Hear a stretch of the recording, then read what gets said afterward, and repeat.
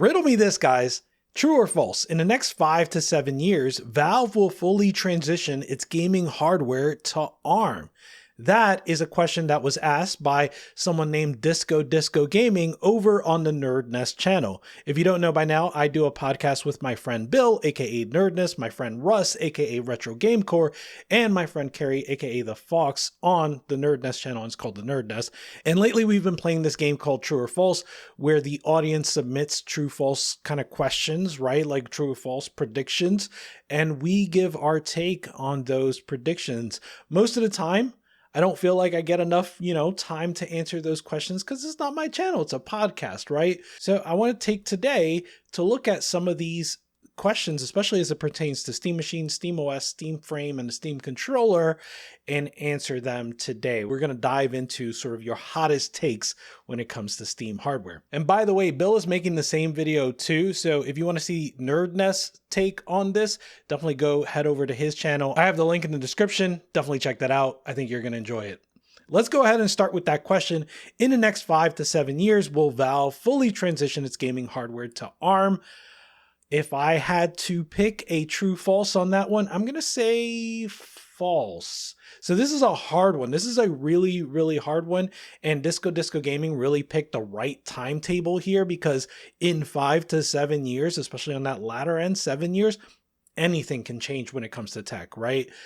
Everything is up for grabs in the span of 7 years, right? So like when we think about Steam machines debuting in 2015, and by the time Steam Deck came out in 2022, the difference is so stark as to how viable you see Linux gaming. Because in 2015, I didn't see Linux gaming as viable at all, right? I was excited by the opportunity and I was excited by what Valve was doing, but I didn't see Linux gaming as quote unquote viable.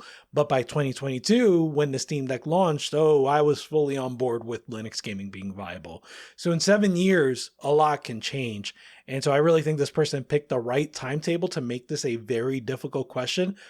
But here's my thought on this. All games on Steam right now are x86 based, and x86 to ARM compatibility. Yes, we have FEX, we have Proton to ARM, and there are other compatibility layers when it comes to x86 to ARM that everyone is working on. But when it comes to performance, that sort of instruction level translation or instruction level emulation is just never going to be 100%. Both ARM instruction sets and x86 instruction sets are incredibly complex. So it's basically an impossibility to get it to 100% performance, where playing an x86 game on an ARM device will be 100% as performant as playing that x86 game natively. That's basically an impossibility from a software development landscape. So in order for this to be true, in order for in the next 5 to 7 years, Valve fully transitions to its gaming hardware to ARM, what I think would have to happen is that more games on ARM would have to be made or be being made than games on x86. Now in 5 to 7 years, that is somewhat possible. And certainly if you're thinking about the mobile games being made now, then certainly there are more games made for ARM than there are for x86, or at least it's close. I don't know. I'm not going to dig into those numbers, but I'm not thinking about it like that. I'm thinking about it in terms of the games that are sold on Steam, right? So games being sold on Steam in 5 to 7 years, will there be more games sold on Steam that are ARM compatible than x86 compatible? And I think the answer is no. So that's why I'm going to say false, but in 5 to 7 years, honestly, anything can happen. So that's a tough one. Great question. Here's another one by Anthony Doring. True, false. Quick resume is more important than performance. I'll say true. I think I've had better experience though with quick resume on Windows than a lot of other people, or maybe I just haven't really noticed a lot of the issues. I'm probably just someone that's used to the issues that they've seen with quick resume. So that said, I do think it's more important. I think that anything that makes the experience more console-like is more important from Valve's point of view. What they're trying to do is not just bring in new players, but they've said it themselves. They're trying to reduce the friction between you wanting to play and you getting into a game. If they can do that, and quick resume is one of those ways to accomplish that, if they can do that, that is more important to them than just raw performance. In fact, they would rather kind of lower the base standard in terms of performance and hope that devs target that. Because again, Valve and Steam just has an incredible deep library of games available on that platform. And when you think of all the games available on that platform, only a small subset of those games, yes, that small subset is an important subset, but only a small subset of those games are games that are like, that need a very high performing rig in 2026. So with that, yes, I'm going to say true. All right, the next one is from Central Deck. True or false, Valve has an ace up its sleeve regarding Steam Machine's performance / optimization. I'm going to say true, but I don't know that I would characterize it as an ace up their sleeve. If I'm thinking about ace up their sleeve, maybe I'm considering like FSR4. And in that respect, I think yes, I think true. Valve has an ace up their sleeve because I think FSR4, my prediction is that it will be available officially on SteamOS by the time the Steam Machine launches, and it's going to be incorporated into the Steam Machine specifically. So if you consider that an ace up their sleeve, then I would say so. What I was thinking more of is just that I think that Valve is going to take a keen interest, just like they did with the Steam Deck, in making sure that games play well on the Steam Machine. And they're going to do that in one of two ways. The obvious way, perhaps, is that they're going to talk to developers and have developers target the Steam Machine in terms of performance. They did that with the Steam Deck, with From Software, with Bandai Namco, with Square Enix. So they know that there are going to be a lot of developers that are keen to target this new machine. Even though we're not talking tens of millions of units, we're talking about hundreds of thousands to low millions of units. That's still enough people when it comes to PC that these companies are going to want to think about what this experience is like on the Steam Machine. The second way that they're going to accomplish game-specific performance and optimization is that Valve is going to do the fixes themselves. Just like with the Steam Deck, if they can find a way to do a game-specific fix directly in Proton, they're going to do it, right? Whether it's DXVK or some other part of the Proton layer, Valve is going to attempt to make compatibility and performance better for specific games, especially if they're popular on the Steam Machine. So I think that Valve is going to be working hard on maximizing performance and optimization. And that doesn't sound like an ace up their sleeve, but I consider that an ace up their sleeve because no other retail store, especially on PC, is going to go so far in that way, right? So in that way, Valve's ace up their sleeve is just hard work, right? All right, next one from the Laughing Bandit UK. True or false? The Steam Machine will incentivize developers to target performance with 8 GB of RAM, even after a new console generation launches that is able to allocate more. This is a tough one. I'm going to say false. Wait, no. This is a tough one, and the key is in how this is worded. It says the Steam Machine will incentivize developers. It doesn't say Valve will incentivize developers. And so I don't think Valve's going to go out of their way to make any explicit incentives. It's something that many of us have argued for in the past when it comes to the Steam Deck, and even when it comes to Steam itself and the features that are available on Steam. We've always said, why not incentivize developers to make their games more compatible with Steam Deck and Steam itself? And so Valve is certainly not going to incentivize developers to target performance with 8 GB, but does the Steam Machine incentivize developers just by virtue of it existing?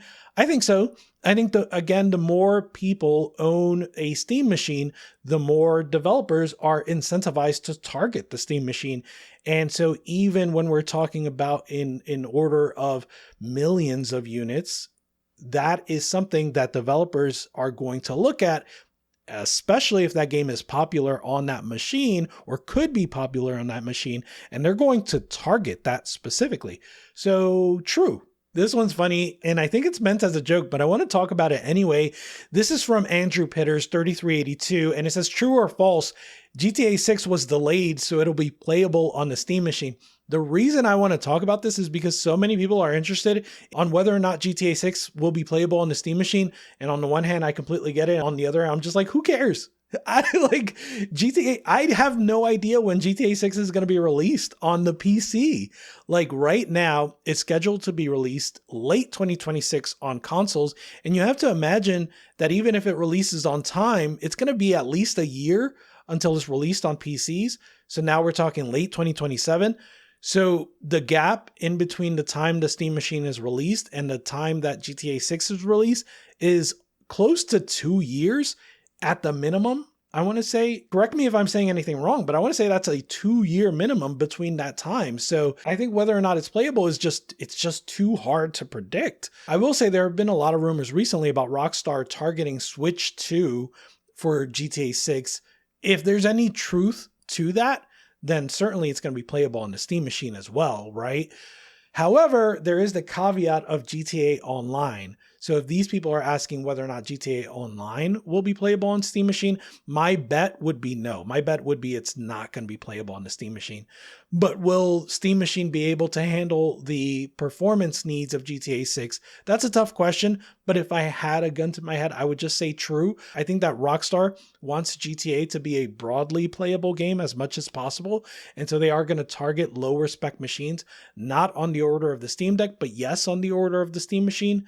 What do you guys think of that one? That one's a tough one. All right, here's a good one from Hidden Characters. True or false, in 1 to 2 years, Linux anti-cheat will be embraced by all major online games. I think that the way that this person has written this, they've set themselves up for me to say false, like unequivocally. They've put too many things in here that make it hard for this to ever be true, right? So in 1 to 2 years, that's just such a small time frame. Before we were talking about 5 to 7 years on whether or not all Steam hardware will be ARM based. And just 5 to 7 years is really so much longer than 1 to 2 years when we're talking about tech. But also we're talking about like major online games. And these are games that live for at least 5 years if they're popular. GTA Online is how old now? Fortnite is how old now? These are games that just live for a decade plus. And so 1 to 2 years is just a small amount of time for these games to change what they're doing, especially with how big of an audience they already have. So I have to say false to this. Not to mention, he said all major online games. And I think even 5 to 7 years from now, there's going to be 1 or 2 still really big online games that just are not going to be Linux friendly. And they don't care. They're fine with it. And also we're talking about the entire world, right? And so a lot of the Steam hardware so far, we're talking about it being limited in what region it's available in. And there are just so many more regions that are using Windows. So I think all major online games, 1 to 2 years, the answer has to be false. All right, the next one here is from Nuno Sosa 7698. They say true or false, the Steam Machine is dead on arrival at $800. This is one of my favorite ones, I gotta say. $800, I'm going to give it a true. It is dead on arrival at $800. I think that at $800, certainly people will buy it. There are plenty of people that will buy this. If I see it at $800, it is a tough buy for me. And I'm a fan of what Valve does when it comes to hardware. So if it's a tough sell for me, I have to imagine that it's going to be a really, really tough sell for a lot of other folks. I know, like I said, there are people that are definitely going to buy it at $800. But it's a tough sell, man. What's up, guys? It is Editing Rich here, Rich from the future, if you will. And obviously a lot has transpired when it comes to the price. When I recorded this, it was before the frames per second video, but it was after some of the Linus Tech Tip stuff. And I gotta say, I think people are kind of going crazy with the price discussion. Granted, I don't know the price, but here's the thing. Neither do the people that say that the Steam Machine is going to be $800, $900, but that is what I'm seeing everywhere. Recently, I dropped a video called Steam Rising from Xbox's Grave, and in that video, there are comments like price like a PC, which means higher, so I don't think it's going to succeed. Another one says a $700 to $800 low-end Linux gaming PC isn't rising from anyone's grave, let alone Xbox. Then there's another that says, no $800, $900 video game console is going to have the same mass appeal, especially in the current economy. By the way, as you can tell in this clip, I agree. The last one here says the Steam Machine will cost the same as a PC. This is not a direct competitor to any console.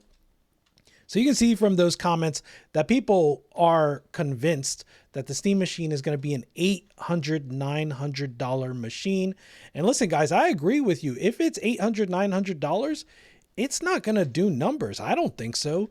But I also don't think it's going to be an $809 machine. I think that's a little bit ludicrous, even though I understand where that sentiment originated from. So going into a little bit of the history, first, this started with Linus Tech Tips. He had a Steam Machine video where he paraphrased something that Valve said to him, which was when he asked about whether or not the PC was going to be priced like consoles, meaning was it going to be subsidized? Valve said, no, that's not going to be the case. Later on, after that LTT video, Linus did an LMG podcast where he said when he mentioned the number $500 specifically, the energy in the room wasn't great. One thing I want to say about that particular clip is that he said the energy in the room wasn't great, and that is his interpretation. I have no idea what that means.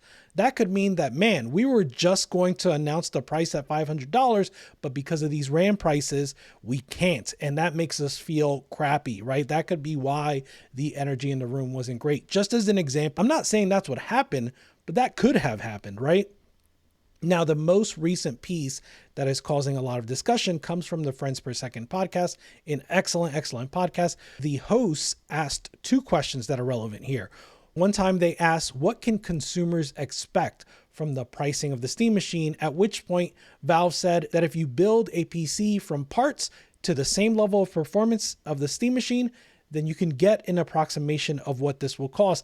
I find that interesting because no one did this work, right? Like no one at all built a PC from parts to the same level of performance and said, oh, this is what it should cost, right? No one except for a few people, and I'm going to get to that later. The second thing they asked is, it's not subsidized? And that's when, again, they said no. It's going to be more in line from what you can expect from the current PC market. Note, they didn't say it's going to be more expensive than a console. Every time they distinguished the Steam Machine from consoles, when it came to pricing, it was specifically because they were asked about subsidizing the Steam Machine and whether or not they were going to sell at a loss. I think there's a really good reason for that.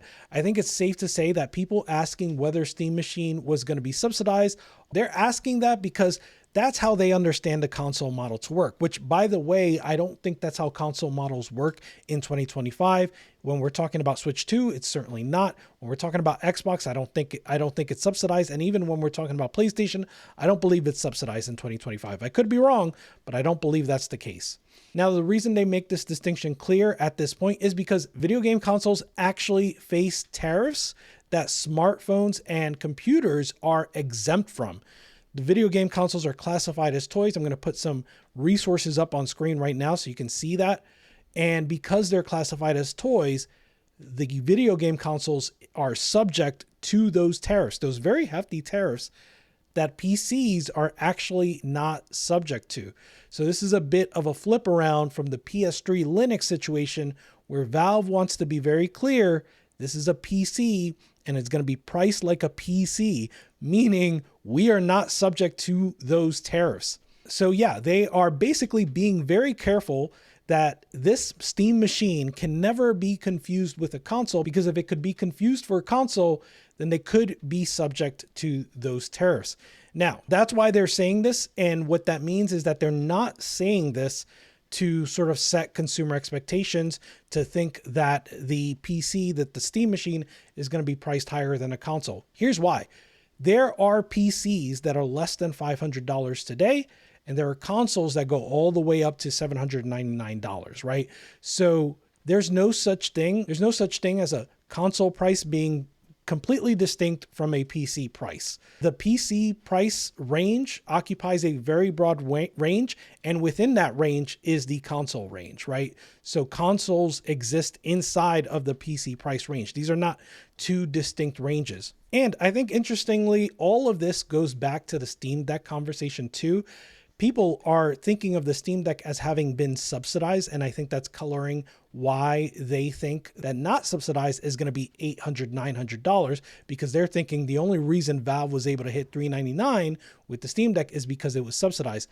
But that once again goes to sort of like what was actually being said as opposed to the talking points that were parroted, because what was actually said was that $399 price point was painful but critical. They never, ever, ever said it was subsidized. They just said it was painful, but critical. And what people took from that is that Valve must have subsidized the Steam Deck, but they never said it was.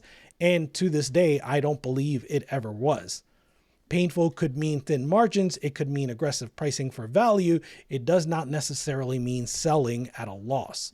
Now, when it comes to people that did put together similar builds, there is this one YouTuber at the moment, I am forgetting his name, but I'm going to put his video up on screen now so you can see, and you can see that the build he created, it's not in USD, but you can see that it's a reasonable price, not something that is 800, 900 US dollars.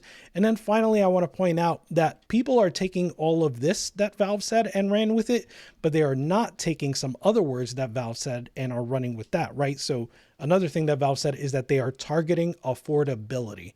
That is one of the big things that they are focusing on. And you could not take them at their word for that. I wouldn't blame you for that specifically.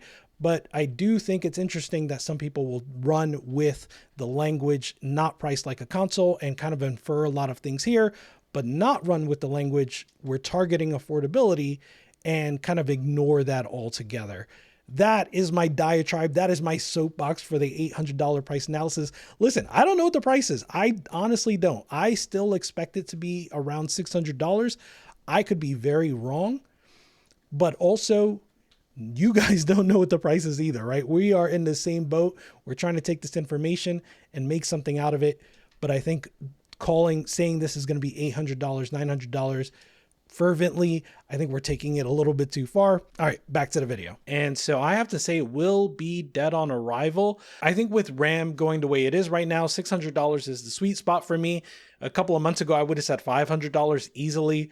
I think if it's pushing 700 or more, it's going to have a tough time in this market, and it's not going to review as well because I think price does have to come into play when we're talking about reviews of hardware. All right, the next one is from Joe Tremontiful. It says, true or false, if Valve included Half-Life 3 as an exclusive with Steam Machine, it could move 10 million or more copies. This is a funny one because I'm not sure how Joe meant this one. Does it mean that Steam Machine could sell 10 million units if Half-Life 3 is a pack-in, or does it mean that Steam Machine could help Half-Life 3 sell 10 million copies? I guess if it's a pack-in there, but he also uses the word exclusive, and that's really just not a thing on PC. So I think my best way to kind of think about this is, will Half-Life 3 sell 10 million or more copies if it's a pack-in for Steam Machine? And I think the answer is yes, like undoubtedly. I think it's probably going to sell 10 million copies even without that. And so making it a pack-in for Steam Machine, which feels like a no-brainer to me, but making it a pack-in for Steam Machine is only going to give it more copies sold. Now, will Half-Life 3 help move the Steam Machine if it's packed in? I think the answer to that is yes, too. I think it's a smaller effect. I think people are going to buy Half-Life 3 regardless. And I think the people that are going to buy Steam Machine are going to buy Steam Machine. And Half-Life 3 isn't necessarily going to move that needle. But maybe there will be a few people that see that Half-Life 3 is included and just think, oh man, I wanted to spend this much money on a computer anyway. And they'll snap up the Steam Machine like that, right? Now, going back to that topic of exclusive, that's a minefield, right? If they actually made this somehow an exclusive and say it was locked to Steam Machine hardware, I think that'd be a nightmare for Valve. I think they might sell more units of Steam Machine, not necessarily more copies of Half-Life 3, but that gain in units sold would only be a short-term gain. And I think in the long run, their reputation gets hurt. And with the PC community right now, their reputation is everything. Valve pretty much banks on their reputation. And so for them to kind of give that up for a small short-term gain would be very unlike Valve. So I don't think that there's going to be any exclusive in any way, except for maybe Half-Life 3 is going to be exclusive to PC. And even then, I would say for now, right? But yes, can Steam Machine help Half-Life 3 sell more copies? I think so. I'll say true. Okay, the next one from Amos Carello says, true or false, future PlayStations will be forced away from console in favor of PCs. I like the way this is worded. It makes it difficult to answer, and I like when it's difficult to answer. I'm going to say false. Now, in the last few years, PlayStation has been making more and more and more of their exclusives available on PC. But in just the last year, you may have noticed that PlayStation has sort of backed off of that strategy. I don't know if it's intentional or not at this point. My inclination is that it is intentional. They see what's happening with Microsoft. They've also had this sea change in terms of leadership in the last few years, and maybe we're starting to see that change in leadership sort of shake out in their strategy since then. So if you ask me, they are intentionally backing away from making more of their exclusives available on PC as quickly as they were. I don't think that means that they're going to stop that strategy altogether, but I think they've slowed it down. And I personally think they have a good reason to do that. I think a lot of people have accused PlayStation as sort of just being a few steps behind Microsoft, like Microsoft's present is PlayStation's future. And to an extent, I can see how that may be true. And maybe PlayStation did as well. Maybe PlayStation saw that if they continued making games available on PC that the way that they were, well, their future would be just the same as Xbox's present. And maybe they don't like that future. Personally, I think that PlayStation is really dedicated to future PlayStation hardware. So I don't see them as being forced away from console in favor of PCs. So I'm going to say false. I will hedge a bit here and say, once again, 5 to 7 years, anything is possible. So it's entirely possible, but if I had to pick one, I'm going to say false. Next one is from Jamie Burby. True or false, in a few years' time, the Steam frame will at least rival the MetaQuest. Here, I'm going to be bullish. I'm going to say true, undoubtedly true in my head, right? And so I think that the ecosystem that Valve is setting up is exactly for that future, is for the Steam frame to at least rival the MetaQuest. Now, the caveat there is that Meta will continue to release more headsets in the future at a pretty frequent pace. But Valve, on the other hand, they're not going to be so frequent with their releases. So the Steam frame may be the only headset we see from Valve for a number of years. But I do think that their plan is to at least rival what we see today with the MetaQuest. I think between Fex and Waydroid, we're going to see a lot of games playable on the Steam frame pretty much out of the gate. And that number is only going to grow as time goes on with the Steam frame. And so even if in terms of units, it doesn't rival the MetaQuest, I think in terms of game compatibility, in terms of library size, the Steam frame will certainly rival the MetaQuest. What you pick is going to be up to you. I own 0 Meta games. I don't want a Meta account to play video games. So I'm not going to be buying the MetaQuest anytime soon. I will be buying the Steam frame, even though I don't consider myself a VR player. So that's where I stand. So I will say true, in a few years' time, the Steam frame will at least rival the MetaQuest. Here's one from Gordy G9Z. They say true or false.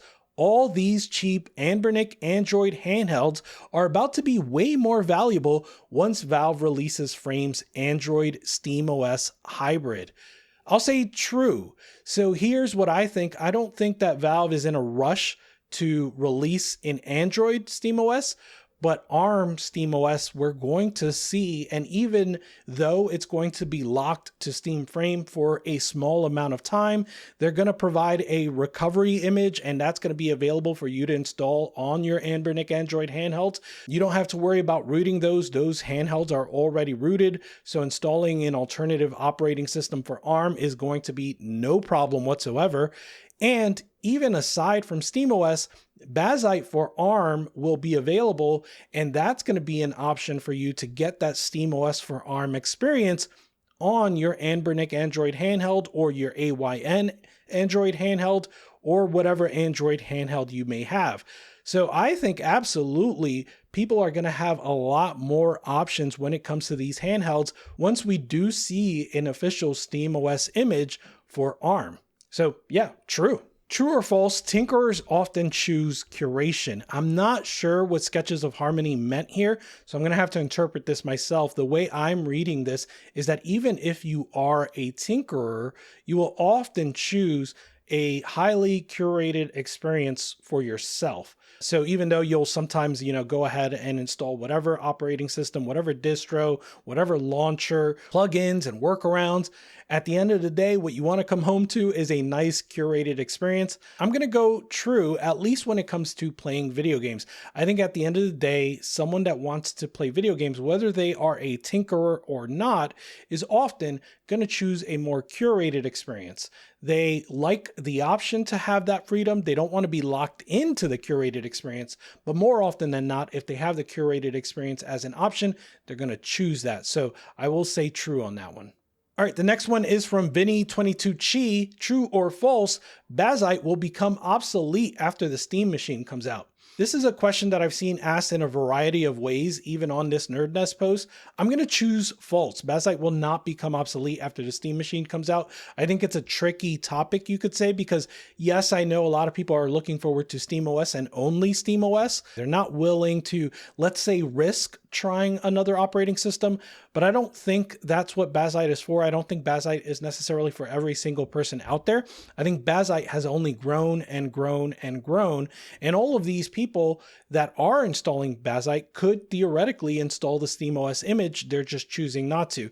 Certainly, part of that is because Bazzite has more compatible hardware, but the fact that Bazzite has more compatible hardware tells me that Bazzite right now is just that much more invested in making their operating system work with a broader set of hardware than Valve is. Valve has a different focus. Although they do have the ambition to make SteamOS as open as possible, and they're going to work towards that, their current ambition and their current focus is on the hardware that they're releasing and that they're supporting. So the Bazzite team and whoever at Valve and anywhere else that work on SteamOS have two very different motivations. And beyond that, there are times when Bazzite will make improvements or make changes that SteamOS is just not interested in. Nobody working at SteamOS seems to be taking those ideas and incorporating them into SteamOS. Whereas the opposite is true. When there's an improvement to SteamOS, most of the time, those eventually come to Bazzite. That's not to say that Bazzite will be better than SteamOS. It's just that I see them coexisting very much so. And so, no, I don't think Bazzite will become obsolete after the Steam machine comes out. So that's a false for me. All right, we're going to go back to the Steam Deck. It is still a very important piece of the Steam hardware ecosystem. And Mambudaya says true or false, the Steam Deck will keep being updated and usable for most of the games for the next 3 years. This is, I guess, true, right? So when we're talking about most of the games being released, most of the games are not games that require a high performing rig. So most of the games will remain playable. Now, there are a lot of games that a lot of people are very interested in playing that will not be playable. And that is a very important distinction. And so there are a lot of people in the next 3 years that are going to be like, hey, where's the next Steam Deck? Or they're going to move on from the Steam Deck to whatever else they may want to play. But I think the spirit of the question, will the Steam Deck continue to be updated, continue to be usable for most of the games available? I think the answer is true. All right, and here's the last one from Mahal Kagabor. What he says here is a little bit hard to read, but I think he's asking a really good question. I think English may be a second language, perhaps. I'm going to go straight to the end where he says, my question is, without Valve, are these just normal PCs with Linux operating system? I think that's a really important point, and I'm going to say true. Without Valve, let's say Valve cuts off support from the Steam machine, and over the course of time, over the course of 4 years, Valve are not making improvements to Proton, and Valve are not making improvements to GameScope and to FEX and to Proton for ARM and to DXVK. Certainly there are people that are going to try to take up that mantle, but Valve are going to leave a huge void if they stop working on those efforts. And so given that, I have to say that, yeah, without Valve specifically, these are just normal PCs with a Linux operating system. I'm going to say true to that one. All right, that's going to do it for today. These were some awesome true-false questions or true-false predictions. I hope you enjoyed my take on them. If you want to see someone else's take on them, please watch my friend Bill on the Nerd Nest. He did the same video and it is awesome. You get to see his takes on this, which are a little bit different from mine. So definitely check that out. Link is in the description. All right, Tech Gang out. Goodbye.